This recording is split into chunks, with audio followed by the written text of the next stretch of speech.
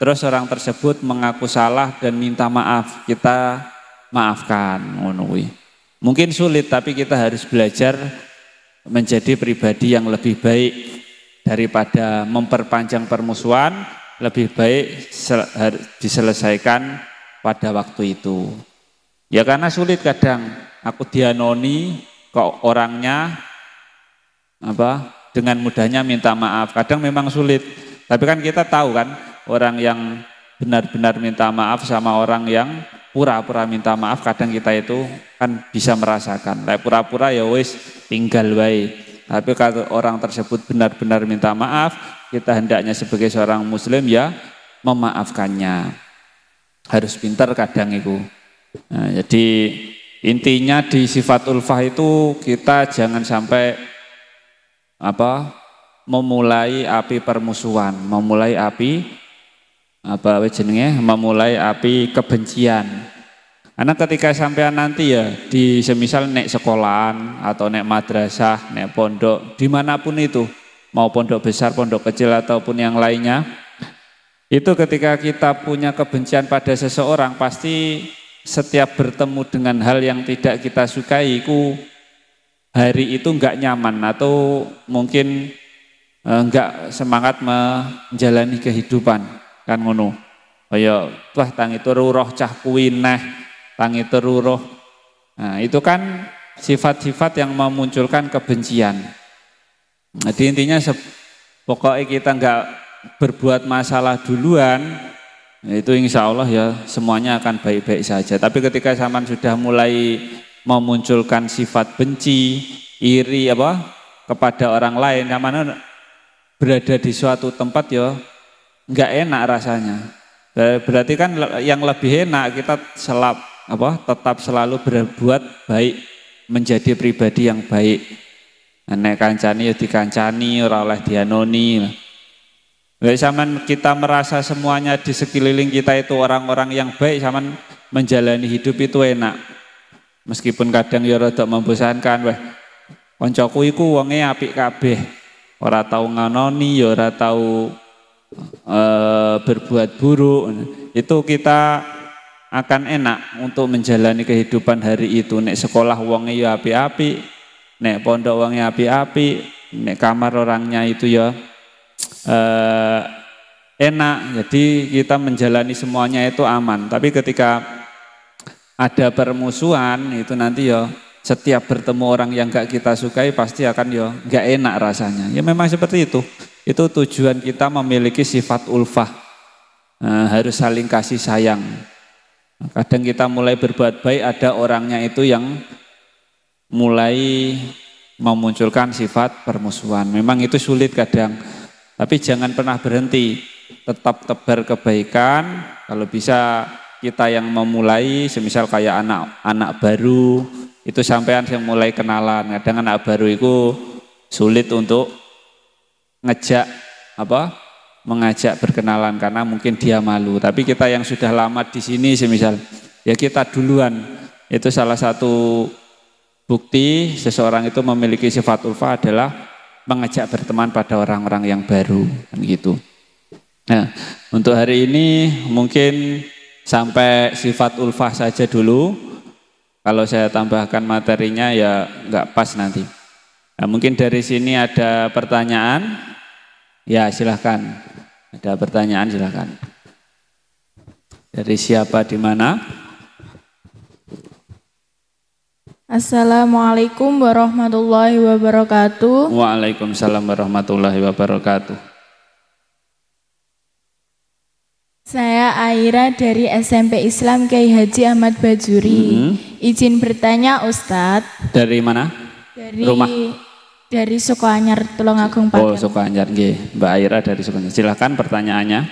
Misalnya ada orang non-muslim yang berbuat baik kepada kita, apakah kita wajib membalasnya? Apakah dia orang non-muslim itu akan dimasukkan ke surga? Assalamualaikum warahmatullahi wabarakatuh. Waalaikumsalam warahmatullahi wabarakatuh. Jadi gini, terima kasih untuk pertanyaan pertama dari Mbak Aira Sukoanyar Tulungagung. Ada lagi pertanyaan yang kedua? Apa nanti dulu? Nah, kalau nanti dulu saya Jawab aja yang pertama. Kalau mau yang bertanya kedua, siapkan pertanyaannya ya. Nah, pertanyaan pertama dari Mbak Aira Tulungagung, Sukanyar Tulungagung, SMPI Ki Haji Ahmad Bajuri. Pertanyaannya menarik. Ketika ada seorang non-muslim, orang bukan Islam, Kristen, Buddha dan yang lainnya semisal, itu berbuat baik pada kita, apakah wajib kita balas dengan berbuat baik? Nah, gitu. Nah, kalau dalam Islam itu ada yang namanya hablum minallah, ada yang namanya hablum minannas. Hubungan sama Allah yang pencipta, kayak kita sholat, beribadah dan yang lain sebagainya, itu hubungan kita pada Allah. Ada yang namanya hablum minannas, hubungan baik terhadap sesama manusia, siapapun itu. Sampai seorang muslim kan ada, memang orang non muslim itu kadang memang tidak mengganggu kita, itu namanya kafir dhimmi. Orang non muslim tapi tidak mengganggu kita. Ada yang namanya kafir harbi, kayak orang non muslim tapi memerangi orang Islam, kayak orang-orang Israel di Palestina itu kita memang tidak boleh. Ketika orang kafir kok memerangi kita, kok berbuat baik pada mereka, nggak boleh. Tapi kalau untuk kafir-kafir dhimmi yang berdamai dengan orang Islam, kayak di sekitar kita ada beberapa semisal teman kita orang non muslim, duwe konco Kristen, duwe konco Buddha dan yang lain sebagainya, mereka tidak pernah mengganggu kita, tidak pernah berbuat buruk pada kita, terus mereka kok sering menolong kita gitu. Apakah wajib untuk kita itu membalas pertolongan mereka? Jadi jawabannya itu boleh saja kita menolong selama kita mampu. Semisal kita pernah ditolong keuangan, nggak punya uang, akhirnya dihutangi, sama wajib membayar hutangnya. Dan semisal ada kesempatan kok suatu saat teman sampean yang non muslim itu butuh uang, kalau bisa ya dibantu. Kalau bisa ya dibantu.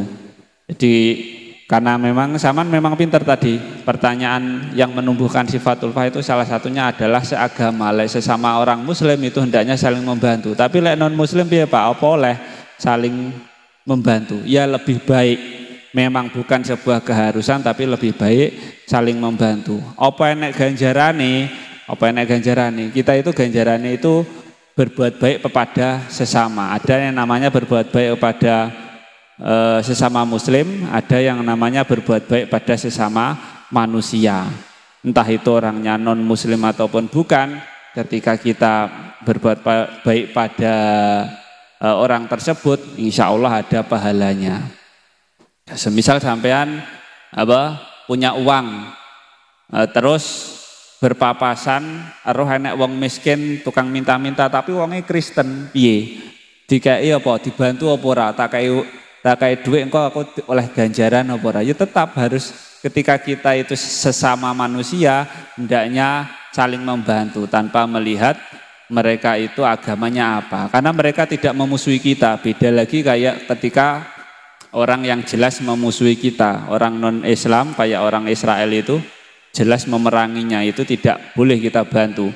Tetapi ketika non-muslim kayak di Indonesia ini hidup damai bersama, itu kita saling bantu ya, enggak apa-apa, boleh-boleh saja. Dan membantu itu pun wajibnya itu enggak wajib-wajib kayak harus dilakukan. Ketika kita memang mampu dan ada kesempatan baru kita bantu. Nah, ketika memang tidak bisa, semisal aku pernah dibantu orang tersebut tapi sampai saat ini belum bisa membalasnya, itu nanti pasti suatu saat oleh Allah akan dibalas kebaikan mereka walaupun tidak perantara kita.